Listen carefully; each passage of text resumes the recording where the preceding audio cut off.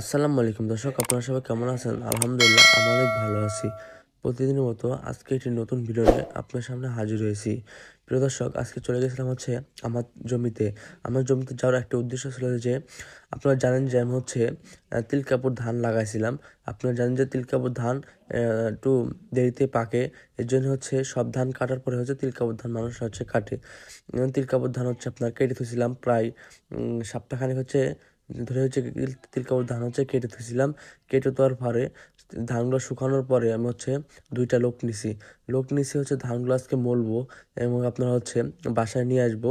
এইভাবে লোক নিছি, কিন্তু ধান বানতে আপনার দুইটা লোক 10 কাঠা ধান বানছে আপনার এক দুপুরে।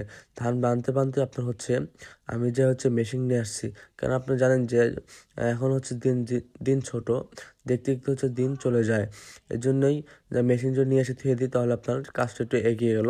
এর জন্য যেখানে মেশিন আছে, আমাদের এখানে আবার কিছু জায়গায় মেশিন এমন একটা সিস্টেম জানেন যে ধান যদি বিঘাতে আপনার 20 কেজি নাকি 20 কেজি ধান দেওয়া লাগবে, তাহলে আপনার 20 কেজি ধানের দাম আসতেছে কত টাকা, এমন সিস্টেম।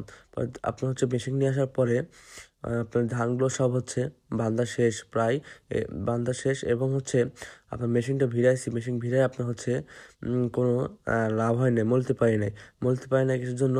এই ধানগুলো আপনার বড় যখন মেশিনে দেয় ধানগুলা, তখন আপনার মেশিন ধানগুলো পেঁচাই নেয় কারণে আপনার ধানগুলো মলা যায় না এবং একজনের হাতও কেটে যায়। এরপরে মনে করলাম যে ধানগুলো সব বাসায় নিয়ে যাওয়ার পরে যে হলার আছে, হলার দিয়ে সব ধানগুলো মলছি। প্রিয় দর্শক, আজকে আমার ভিডিও পর্যন্ত ছিল। আমার ভিডিও যদি ভালো লাগে অবশ্যই আমার পাশে থাকবেন এবং সাপোর্ট করবেন। এবার আজকে ভিডিও শেষ করছি। আসসালামু আলাইকুম।